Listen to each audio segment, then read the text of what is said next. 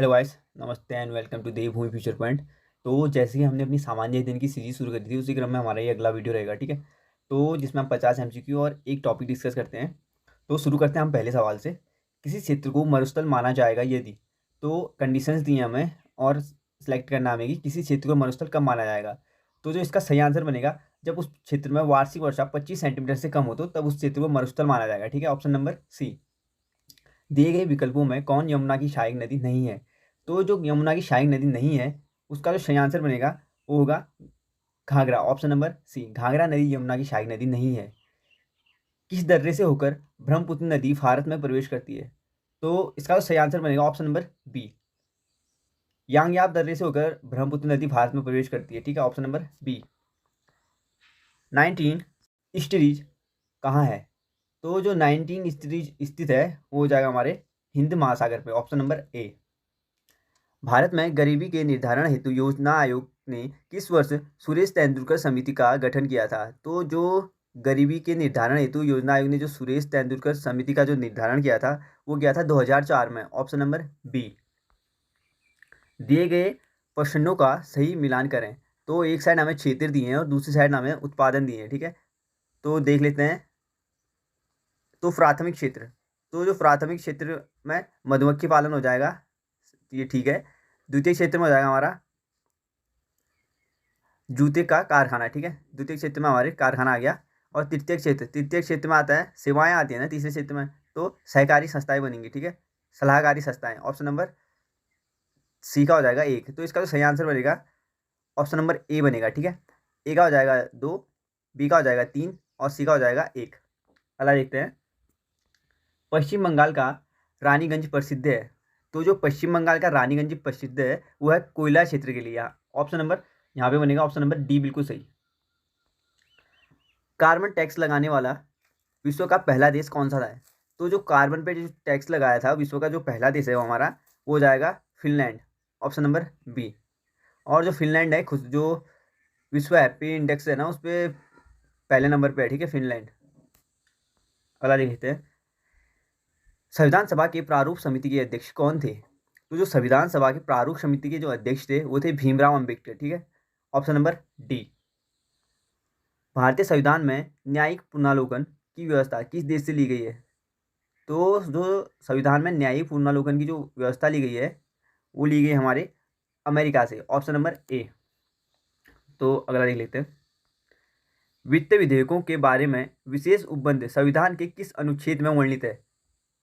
तो वित्त विधेयकों के बारे में जो हमारे संविधान में उपबंध हैं वो हमारे अनुच्छेद 117 में। ठीक है, ऑप्शन नंबर बी। संघ और राज्यों के अधीन सेवाएं संविधान के किस भाग में उल्लेखित किया गया है। तो जो संघ और राज्यों के अधीन जो सेवाएं उल्लेखित की गई हैं संविधान में वो गई है हमारे भाग 14 में। Option number C. सूची 1 को सूची 2 से सुमेलित करना है। तो देख लेते हैं इसका। बंदी प्रतिरक्षण, तो इसका जो सही आंसर बनेगा वो बनेगा सशरीर प्रस्तुत होना। ऑप्शन नंबर ए का बनेगा 4। परमादेश, परमादेश का होगा हम आदेश देते हैं। बी का बनेगा 3। प्रतिषेध, प्रतिषेध का होगा अधीनस्थ न्यायालय के लेख। और अधिकार परीक्षा होगा किस अधिकार से। तो जब उच्च न्यायालय किसी के पद की जांच करता है कि वह किस अधिकार से उस पद पर बैठा है तो तब ये अधिकार परीक्षा वाला लागू होता है। ठीक है, आगे देख लेते हैं। संसदीय शासन में वास्तविक कार्यपालिका शक्ति निम्न में से किसके पास होती है। तो जो संसदीय शासन में वास्तविक कार्यपालिका की जो शक्ति होती है वो होती है प्रधानमंत्री के पास। Option number B. निम्नलिखित में कौन एक संघीय बजट को तैयार और उसे संसद में पेश करने के लिए उत्तरदायी है। तो संघीय बजट को तैयार और उसको संसद में जो पेश करने के लिए उत्तरदायी होता है वो होता है आर्थिक कार्य विभाग। ऑप्शन नंबर ए बिल्कुल सही हो जाएगा। उच्चतम न्यायालय में संविधान के निर्वाचन से संबंधित मामलों की सुनवाई करने के लिए न्यायाधीशों की संख्या कम से कम कितनी होनी चाहिए। तो जो उच्चतम न्यायालय में संविधान के निर्वाचन से संबंधित जो मामलों की जो सुनवाई होती है तो उस टाइम पे जो न्यायाधीशों की जो संख्या होती है वो कम से कम कितनी होनी चाहिए पूछ रहा है। ठीक है, तो इसका जो सही आंसर बनेगा, कम से कम वहाँ पे न्यायाधीशों की जो संख्या होती है वो 5 होनी चाहिए। ठीक है, ऑप्शन नंबर ए। औरंगजेब के संबंध में कौन सा कथन असत्य है? तो औरंगजेब के बारे में कथन दिए हैं और देखना कि कौन सा कथन असत्य है। तो औरंगजेब सभी धर्म को मानता था, तो बिल्कुल सही है। औरंगजेब सभी धर्म को मानता था, ये बिल्कुल सही हो जाएगा हमारा। अगला देखते हैं। इसने गुरु अर्जुन देव को फांसी दिलवा दी। तो ये हमारा जो गुरु अर्जुन देव को फांसी दिलवा दी, ये गलत हो जाएगा। ठीक है, इसने जजिया कर को पुनः लागू किया था, ये बिल्कुल सही है। तो इसका जो सही आंसर असत्य कथन है हमारा ऑप्शन नंबर बी में है। ठीक है, इसने गुरु अर्जुन देव को फांसी दिलवा दिया, ये गलत है। विजयनगर आने वाला देखा जाए तो प्रमुख विदेशी यात्री डोमिस पायस, डोमिंग पायस देखा जाए तो ये किसके शासनकाल में आया था? तो जो डोमिंग पायस आया था वो आया था कृष्णदेव राय के शासनकाल में। ठीक है, ऑप्शन नंबर डी बनेगा। डोमिंग पायस कृष्णदेव राय के जो शासनकाल में भारत आया था। वैदिक सभ्यता में आर्यों की प्रशासनिक इकाई को कितने भागों में बांटा गया था? तो ये मैं ऑलरेडी हैंड रिटन नोट्स में करा चुका हूँ, अगर आप उसको नोट्स बनाते हुए चलेंगे तो शायद ही आपका कोई सवाल गलत होगा इनमें। तो देख लेते हैं इसको। वैदिक सभ्यता में आर्यों की प्रशासनिक इकाई को कितने भागों में बांटा गया था? तो जो आर्यों की प्रशासनिक इकाइयों को बांटा था, इकाइयों में बांटा था, वो था 5 इकाइयों में बांटा था। ठीक है, ऑप्शन नंबर बी बिल्कुल सही हो जाएगा इसका। सिंधु घाटी सभ्यता का सबसे बड़ा स्थल कौन सा है? तो जो सिंधु घाटी सभ्यता का सबसे बड़ा स्थल है वो है मोहनजोदड़ो, ऑप्शन नंबर बी। ऋग्वैदिक कालीन नदियों में सदानीरा किस नदी का प्राचीन नाम है? तो सदानीरा जो ऋग्वैदिक कालीन जो नदियों में प्राचीन नाम है वो जाएगा हमारा Gandak, option number D. Mahatma Buddha ने सर्वाधिक उपदेश कहाँ दिए थे? तो गौतम बुद्ध के बारे में बात कर रहा है और मैं ऑलरेडी ये सब करा चुका हूँ। ठीक है, हैंडरिटन नोट्स में आप देख लीजिए, प्लेलिस्ट बनी है प्राचीन भारतीय इतिहास करके, वहाँ पे ये बौद्ध धर्म, जैन धर्म और इनकी सभाएं सब कुछ करा चुका हूँ मैं। तो जो महात्मा बुद्ध ने अपने जो सर्वाधिक उपदेश दिए थे वो दिए थे हमें श्रावस्ती में। ठीक है, ऑप्शन नंबर ए। किस स्थान पर साइमन विरोधी जुलूस का नेतृत्व करते हुए लाला लाजपत राय को जो पुलिस द्वारा लाठीचार्ज करते हुए घायल हो गए थे ना वो, तो वहाँ कौन सा स्थान था वो पूछा जा रहा है। तो वो स्थान था लाहौर। लाहौर में जब वो नेतृत्व कर रहे थे तब उस टाइम पे पुलिस की लाठीचार्ज हुई थी, तो तब वो घायल हो गए थे। ठीक है, अगला देखते हैं।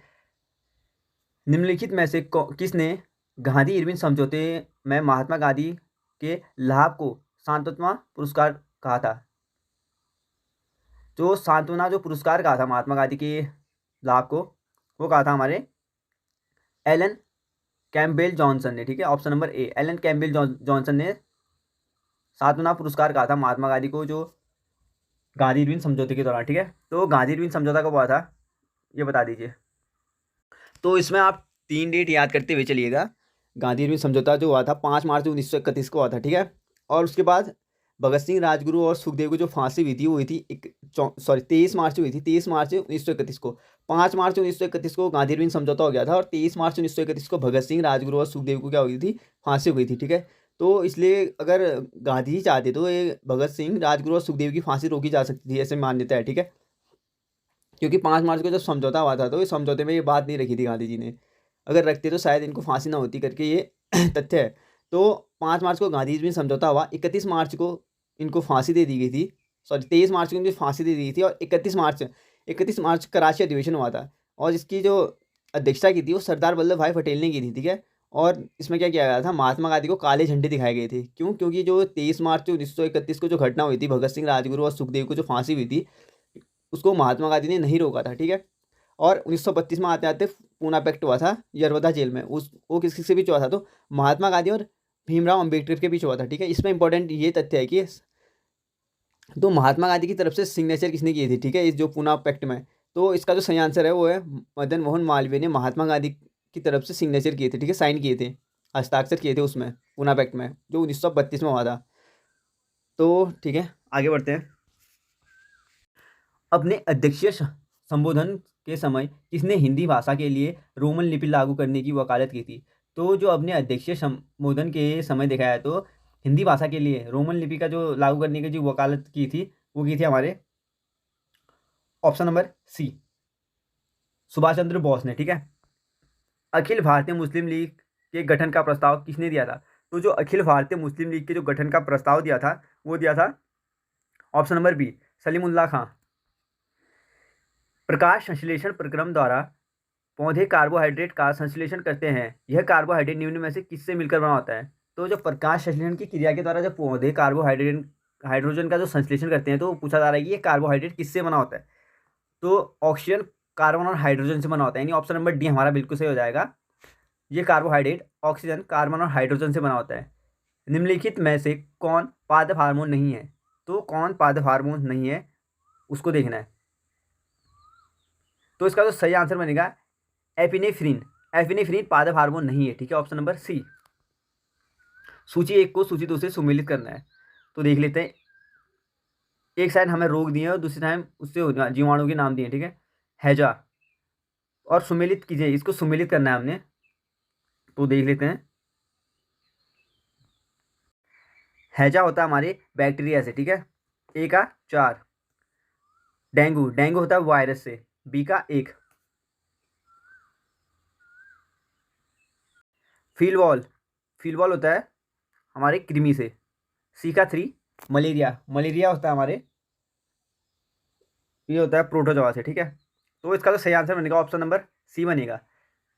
ए का 4, बी का 1, सी का 3 और डी का 2। तो अगला देख लेते हैं। निम्न में से कौन आनुवंशिक रोग है? तो कौन सा आनुवंशिक रोग है?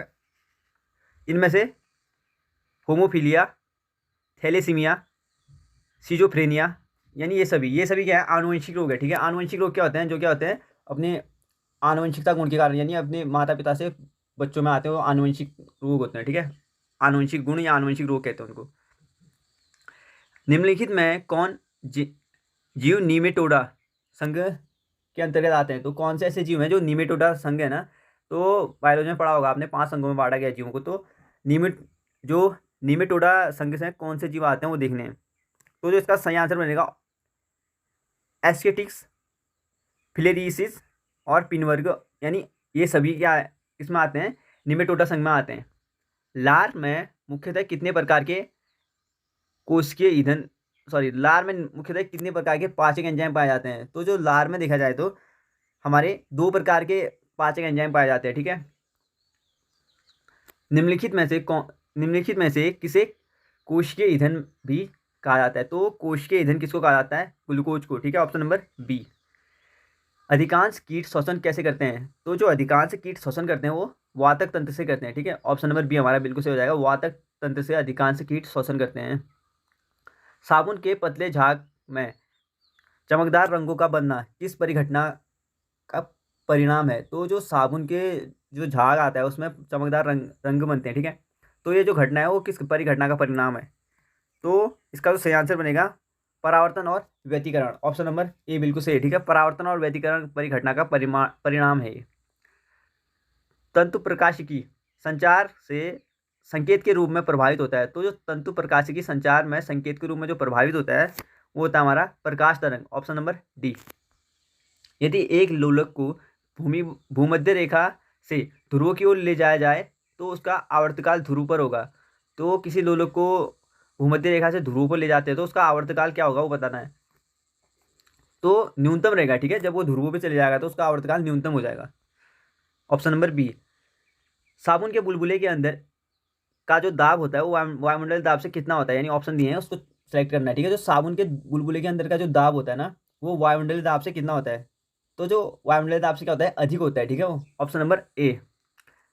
जब एक वस्तु का समान वित्तीय वेग से त्वरित होती है, जब यानी एक वस्तु समान वित्तीय वेग से त्वरित हो रही है तो निम्नलिखित में से कौन सा परिवर्तन होगा? तो कौन सा उसका परिवर्तन उसमें कौन सा आएगा वो देखना है।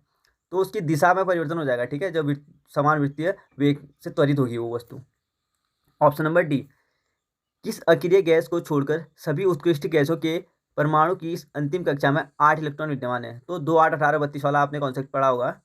तो ये पूछ रहा है कि किस अक्रिय गैस यानी कौन सी अक्रिय गैस को छोड़ दें तो सभी अक्रिय गैसों के परमाणु में जो अंतिम कक्षा में जो इलेक्ट्रॉनों की संख्या होगी वो 8 होगी करके, ठीक है। तो जो इसका सही आंसर बनेगा हीलियम बनेगा, ठीक है। तो हीलियम का कितना होता है परमाणु क्रमांक? 2 होता है ना। तो इसके जो अंतिम कक्षा में कितने इलेक्ट्रॉन होंगे? 2 होंगे, ठीक है। तो अगला देख लेते हैं। सही आंसर बनेगा इसका ऑप्शन नंबर ए। अम्ल धातु कार्बोनेट के साथ अभिक्रिया करके निम्नलिखित में कौन सा गैस निर्माण करते हैं? तो जो अम्ल धातु होते हैं वो अम्ल धातु कार्बोनेट के साथ जो अभिक्रिया करते हैं तो वो कौन सी गैस का निर्माण करते हैं, तो वो करते हैं कार्बन डाइऑक्साइड, ठीक है। Option number C. निम्नलिखित में से किसे चाकू से काटा जा सकता है, तो किसे चाकू से काटा जा सकता है, ये तो बहुत ईजी है। सोडियम और पोटेशियम को चाकू से काट सकते हैं, ठीक है हम। ऑप्शन नंबर ए और बी बिल्कुल सही हो जाएगा, तो इसका सही आंसर बनेगा ऑप्शन नंबर डी, A+B। निम्न में से हाइड्रोजन का रेडियो सक्रिय समस्थानिक तत्व है, जो जो हाइड्रोजन का रेडियो सक्रिय समस्थानिक जो तत्व है वो जाएगा हमारा tritium, option number C. Acetylene की जो रासायनिक सूत्र है वो कौन क्या है, तो एसिटिलीन का जो रासायनिक सूत्र हो जाएगा वो जाएगा C2H2, option number D. Black Gandhi निम्न में से किसका उपनाम है, तो जो ब्लैक गांधी उपनाम है वो जाएगा हमारा Martin Luther king, option number D. Martin Luther king को ब्लैक गांधी कहते हैं, ठीक है। ऑस्कर के लिए नामित प्रथम भारतीय फिल्म है, तो जो ऑस्कर के लिए नामित प्रथम भारतीय फिल्म है वो है मदर इंडिया, ऑप्शन नंबर ए। विश्व शिक्षक दिवस किस तिथि को मनाया जाता है, तो जो विश्व शिक्षक दिवस मनाया जाता है वो मनाया जाता है हमारा 5 अक्टूबर, ठीक है। और 5 सितंबर को हमारा शिक्षक दिवस मनाया जाता है, ठीक है, शिक्षक दिवस। मंडप और रथ किस शैली के मंदिरों की विशेषता है, तो जो मंडप और रथ है हमारे वो है महामल्य शैली की विशेषता, ठीक है, ये पढ़ा चुका मैं। महामल्य शैली की विशेषता है मंडप और रथ। निफक आंदोलन के प्रेरता थे, जो निफक आंदोलन के प्रेरता थे वो थे हमारे दादुलियाल, ऑप्शन नंबर सी। दादुलियाल थे निफक आंदोलन के प्रेरता, ठीक है। खेल ही जीवन है का सिद्धांत किसके द्वारा किसने प्रस्तुत किया था, तो जो खेल ही जीवन है का जो सिद्धांत जो प्रस्तुत किया था वो किया था John Davy, option number B बिल्कुल सही हो जाएगा, ठीक है। जॉन डेवी ने खेल ही जीवन है का सिद्धांत प्रस्तुत किया था। तो हमने 50 MCQ देख लिए इसी क्रम में, तो अब हम अपना टॉपिक कवर कर लेते हैं और वीडियो को समाप्त करते हैं फिर। तो चलते हैं टॉपिक की तरफ। सम्राट अकबर का राज्याभिषेक हुआ था, तो जो सम्राट अकबर का राज्याभिषेक हुआ था वो हुआ था 14 फरवरी 1556 में, ठीक है। कलानौर में हुआ था इनका राज्याभिषेक। अकबर का देखा जाए संरक्षक कौन था, तो अकबर का संरक्षक बैरम खान था, ठीक है। तो बताइए कि अकबर के संरक्षक के रूप में बैरम खान ने कौन सा युद्ध लड़ा था। 5 नवंबर 1556 में छप्पन को अकबर और हेमू के बीच जो पानीपत का दूसरा युद्ध हुआ था ना, उसमें अकबर की विजय हुई थी। और यही युद्ध जो अभी मैं बात कर रहा था आपसे, जो मैंने सवाल पूछा था, बैरम खान के नेतृत्व में हुआ था, ठीक है। अकबर के नेतृत्व में हुआ था, पर बैरम खान ने किया था इस युद्ध को। 18 जून 1576 को अकबर एवं महाराणा प्रताप के बीच हल्दी घाटी का युद्ध हुआ था, जिसमें अकबर जीता था। तो हल्दी घाटी का युद्ध किसके बीच हुआ, महाराणा प्रताप और अकबर के बीच हुआ था, ठीक है। कब हुआ था, 18 जून 1576 को हुआ था। हल्दी घाटी में मुगल सेना का नेतृत्व मान सिंह ने किया था, तो हल्दी घाटी में मुगल सेना का नेतृत्व मान सिंह ने किया था, इसके सेनापति ने, ठीक है, अकबर के सेनापति ने। अकबर ने जैन धर्म के जो विद्वान थे हरिविजय सूरी को जगत गुरु की उपाधि दी थी। तो जैन धर्म के विद्वान हरिविजय सूरी को जगत गुरु की जो उपाधि दी थी वो दी थी किसने, अकबर ने। जब्ती प्रणाली की शुरुआत भी अकबर के शासनकाल में हुई थी। मुगल काल में धर्मशाला बंदोबस्त की जो व्यवस्था की जो शुरुआत की थी वो टोडरमल ने की थी। इंपॉर्टेंट है, ये पूछा जा चुका है, ठीक है। धर्मशाला बंदोबस्त की शुरुआत किसके काल में हुई थी, मुगल काल में हुई थी, और किसके द्वारा हुई थी, टोडरमल ने की थी, ठीक है, टोडरमल द्वारा। दीन इलाही धर्म स्वीकार करने वाला प्रथम या एवं अंतिम हिंदू बीरबल था। तो दीन इलाही जो धर्म को स्वीकार करने वाला पहला और अंतिम हिंदू था वो था बीरबल, ठीक है। अकबर के समय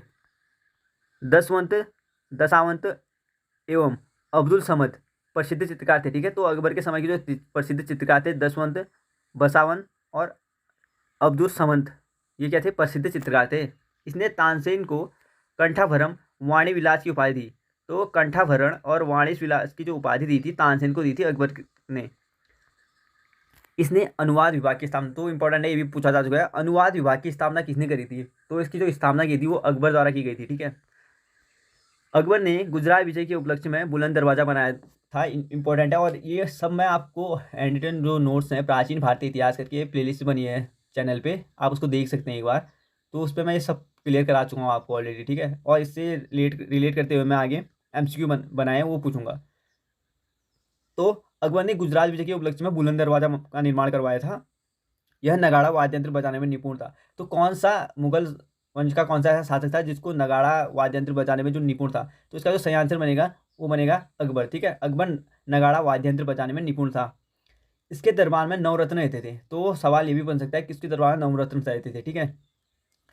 इसके शासन प्रणाली की जो प्रमुख विशेषता थी मनसबदारी प्रथा थी, ठीक है। मनसबदारी प्रथा इंपॉर्टेंट है ये। और इसके शासनकाल में आगरा का किला आगरा का लाल किला, बुलंद दरवाज़ा, पंच महल, दीवान खास और इलाहाबाद का किला, लाहौर का किला का निर्माण किया गया। तो अकबर के शासनकाल में जो किले निर्मित किए गए थे, आगरा का किला बनाया था, बुलंद दरवाज़ा बनाया था, पंच महल बनाया था, दीवान खास बनाया था, इलाहाबाद का किला बनाया था और लाहौर का किला बनाया था। ठीक है। इसने अब्दुल सम्मद को सीरी कलम और एवं जो मोहम्मद हुसैन कश्मीरी को जड़ी कलम की उपाधि दी है। ठीक है। अब्दुल सम्मद को सीरी कलम कहा इसने और मोहम्मद हुसैन कश्मीरी थे जो उनको कहा जड़ी कलम।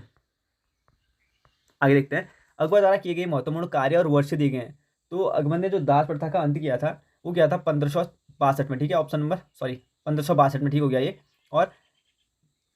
और तीर्थ यात्रा के पे जो कर की समाप्ति की थी 1563 में की। ठीक है। क्रम वाइज भी इसको याद कर सकते हैं। 1562 में इसने दास प्रथा की अंत करी कि दास नहीं रखे जाएंगे और उसके बाद तीर्थ यात्रा की समाप्ति करी। अच्छे काम करने लग गया तो तीर्थ यात्रा के पे जो कर था उसको भी समाप्त कर दिया। ठीक है। 63 में जजिया कर की समाप्त करी 64 में और फतेहपुर सीकरी की स्थापना करी